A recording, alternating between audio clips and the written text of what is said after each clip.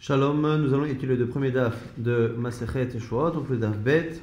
Avant cela, nous rappelons que sur le site dafami.fr, vous avez la possibilité de voir à la fois la vidéo, à la fois un résumé en 5 minutes, assez rapide, une possibilité de se connecter au groupe WhatsApp pour des questions, pour des informations sur les horaires ou sur les siomim, comme on va faire bientôt pour le daf de Makot. Donc il y a toutes les informations sur le site dafayumi.fr. Très rapidement, on va commencer la Mishnah, même si la Mishnah ne parlera pas essentiellement de Shavuot, des serments, puisque le traité ici c'est Shavuot. Donc les serments, on va expliquer ce que la Torah considère ici comme étant un serment. D'abord, le différencier de Neder. Neder, c'est le fait d'interdire un objet au profit ou à la consommation, mais on interdit l'objet, non pas la personne.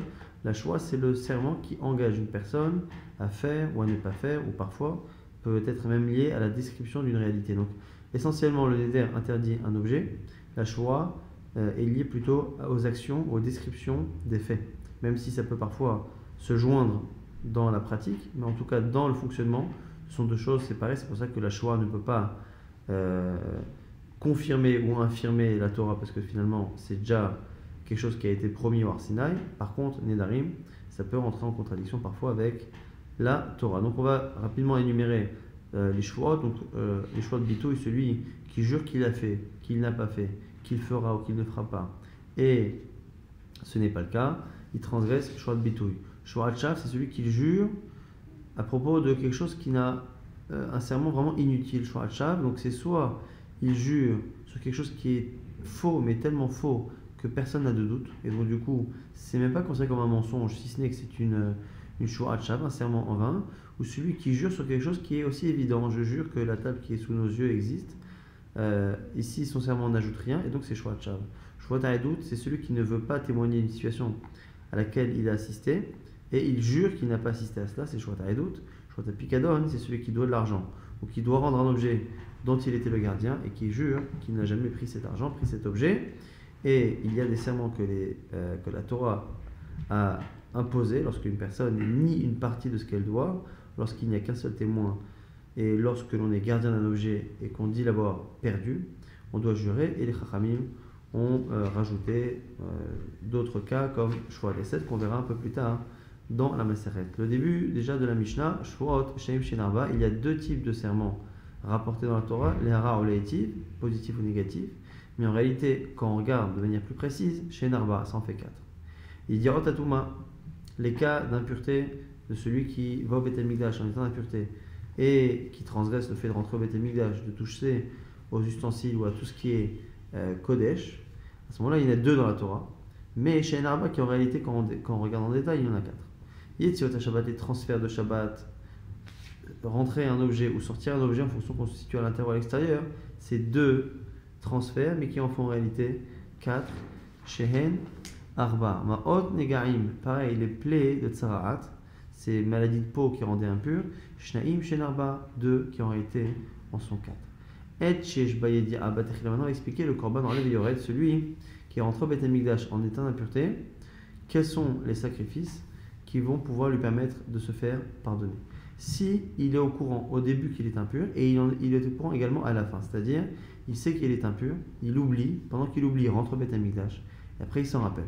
À ce moment-là, il a Yedia au début et à la fin, donc c'est ce qu'on dit ici, Imesh ba Yedia betrila vidia basof, vehaelem betaim, et l'oubli est entre les deux, Rezé be'oleve yored. À ce moment-là, il apportera un korban oleve yored qui est un korban khatat par rapport à cette faute par inadvertance, mais oleve yored, c'est-à-dire que le prix descend et monte en fonction de la capacité financière de la personne, il paiera un animal différent. Yesh bayedi abba techila ve'en bayedi abba sof. S'il est au courant au début qu'il est impur mais pas à la fin, asa'ir ana'ase befnim v'yom kippurim tole. Le jour de Kippour et le korban que l'on fait à l'intérieur de la Hazara, ça suspend la faute, jusqu'à ce qu'il se rappelle de sa faute. À ce moment-là, il apportera korban olev yored. Donc plus ou moins finalement, quand il sait au début et à la fin, ou quand il sait au début et même pas forcément à la fin, directement ou indirectement, c'est un korban olev yored. Plus éventuellement Kippourim, mais c'est olev yored, pas les korbanot des 3 fêtes ou de Rosh Chodesh, comme on verra par la suite. Il n'est pas au courant au début qu'il est impur, et rentre au Beth Mikdash, il s'en rend compte après. C'est ici le sa'ir que l'on fait à l'extérieur de la Hazara du Beth Amikdash et Yom Kippourim qui lui permettent d'expier la faute. Quand c'est marqué chez Nema, Mil Levad Khatat Kippourim, en dehors du Khatat du Kippour. Pourquoi le deuxième, on dit qu'il est en dehors du premier? C'est pour nous dire qu'il y a un point commun. Alma chez Zemchaper, Zemchaper. Le premier est Mechaper sur des cas et l'autre aussi sur des cas légèrement similaires. Ma Penimi En Mechaper El Al Davar Sheish Baïdia. Avachitson En Mechaper El Al Davar Sheish Baïdia. De la même manière que le corban qui fait à l'intérieur de la Hazara ne pardonne que si à un moment donné, au moins au début, il y a une Yedira, eh bien l'autre aussi le fera que s'il y a une Yedira, mais en l'occurrence ici à la fin. Dans le cas maintenant où il n'y a aucune connaissance de cette impureté ni au début ni à la fin, c'est à Regalim ou c'est à Shechodashim Mechaperim. On nous dit pour l'instant d'Ivray Rabbi Yehuda selon Rabbi Yehuda indifféremment les Seirim que l'on apporte pendant les 3 fêtes ou les Seirim qu'on apporte à Rosh Chodesh, les deux feront indifféremment la même tâche, c'est-à-dire pourront pardonner cette faute-là de celui qui rentre au Beth Amikdash sans savoir ni avant ni après. Rabbi Shimon Omer Seireh à Regalim Mechaperim Avalo Seireh à Shechodashim. Il est d'accord à moitié. Sur les korbanot des fêtes, effectivement, c'est Mechaper, sur celui qui ne savait pas au début ni à la fin, mais ceux de Rosh Chodesh, non. Pourquoi? Sur quoi, à quoi servent ceux de Rosh Chodesh? À la Tahor Shachalet Atame. Pour celui qui est pur et qui a consommé des korbanot, alors que les korbanot, eux, sont impurs. Exactement l'opposé de ce qu'on a dit jusqu'à présent. Rabbi Meir, lui, pense, Omer, que tous les Seirim, tous les boucs dont on parle, Rosh Chodesh, Regalim ou Kippourim, c'est exactement pareil, Kaparatan Shavé. Al Tum'at Migdash Vekadasha, parce que finalement, l'essentiel, c'est que ça vienne régler un problème de Tum'a, d'impureté, qui est incompatible avec ce qui est lié au Beit HaMikdash, que ce soit la nourriture, que ce soit les Kelim, que ce soit le Beit HaMikdash en lui-même. Maintenant, on reprend la vie de Rabbi Shimon. Rabbi Shimon disait que, encore une fois, le Rosh Chodesh, c'est que pour Achal Shachal Tameh, Taor Shachal Tameh, mais pas pour le reste. Alors, Aya Rabbi Shimon Omer, c'est Rosh Chodeshim, Mechaper la Taor Shachal Tameh. Celui de Rosh Chodesh, c'est Mechaper pour le pur qui a consommé des korbanot impurs. Ceux des fêtes, Regalim, Chaperim, Hachem Baïdia, Alot Chelol Basov, ça sert pour celui qui ne saurait pas ni au début ni à la fin. Ve'eshel Yom HaKippurim, Mechaper, Hachem Baïdia, Abatchila, Avalidia Basov. Celui de Kippour, il vient pardonner celui qui n'était pas au courant au début et qui l'était après. Bon, là, ils lui ont dit Maouchi, écrit vous est basé. Alors, il lui ont posé une question théorique. Est-ce qu'on peut intervertir les Seirim de Rosh Chodesh, par exemple, de Kippour, de Shalosh Regalim? Exemple, donc on a un korban qui est réservé pour une de ces fêtes-là. Et on perd ce même korban. Donc, du coup, on le remplace par un autre. Une fois qu'on l'a remplacé, on retrouve le premier qui était perdu. Est-ce que quand on le retrouve, celui-ci qui a été désigné pour ça, est-ce qu'on peut l'utiliser maintenant? On dit voilà, il ne peut pas être fait pour cette fête-là, mais on va le transposer au moins pour la prochaine, donc on ne peut plus le faire pour Kippour, on va le faire pour Sukkot. Est-ce que ça marche? Alors on lui répond, Malayen, Ikrebo, oui, on peut les apporter. Amroulé, ils lui ont dit, oh, il va être kaparatan chavé, puisque tu nous as dit toi que la kapara, la fonction de chacun n'est pas la même. Quand on est mis de côté ce saïr-là, c'est pour pardonner telle chose. Les cas où il n'y a pas de connaissance ni au début ni à la fin. Et l'autre, là où il y a la connaissance au début et pas à la fin. Ou l'inverse. Mais si ce n'est pas la même kapara, puisqu'on les a désignés, il ne peut pas être utilisé pour une kapara différente. Et Arkrevin Zebazé. Alors il répond à Malahem, Kulan Ba'in Mechaper al Tumat Migdash Vekadasha. À partir du moment où il y a un point commun entre ceux-là, c'est que c'est toujours par rapport à l'expiation d'une faute qu'il y a l'impureté liée au Beit HaMikdash. Quoi qu'il arrive, c'est la raison pour laquelle on peut intervertir, on peut avoir prévu ce bouc-là pour qui pourrait finalement donner pour Sukkot, mais ça ne veut pas dire qu'après, dans le fond, en pratique, l'un va pardonner sur des fautes que l'autre ne pardonne pas. Rabbi Shimon ben Yehuda Omer Mishmon, donc Rabbi Shimon ben Yehuda dit au nom de Rabbi Shimon, toujours, Seresh Chodashim Mechaperim Al Taor Shachalet Atame. Là, encore une fois, c'est la même chose. Celui de Rosh Chodesh, c'est pour celui qui a consommé des sacrifices impurs en état de pureté. Aussi, Falehem Shergalim, ceux des Regalim ont en plus, chez Mechaperim Al Taor Shachalet Atame, ça rajoute en plus que c'est Mechaper à la fois sur le Tahor et à la fois sur celui qui est rentré sans savoir ni au début ni à la fin.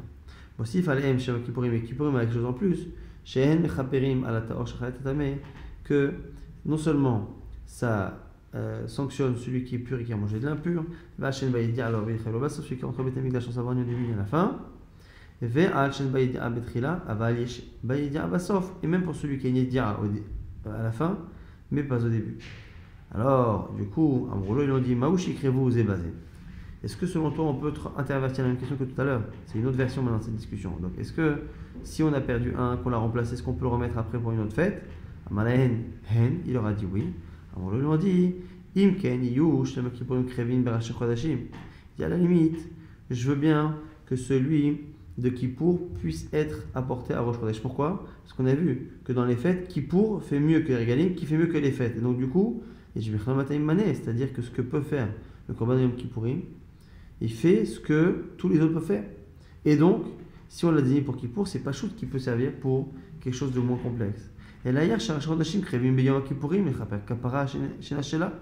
mais si on a les Korban de Rosh Chodesh et qu'on est censé accepter l'idée qu'ils viennent nous aider à avoir Kapara pour Kippour, ça pose un problème. Amalek leur a répondu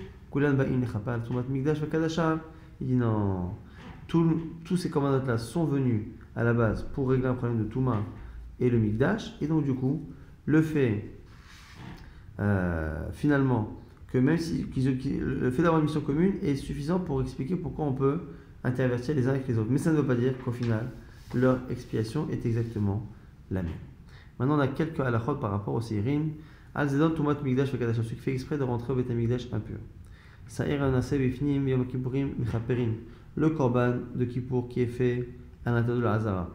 Et le jour de Kippour, c'est Mechaper. Ash'ar Averot Shebatorah Kavod Chamurot Zedon Shegagot Oda Velo Dalo.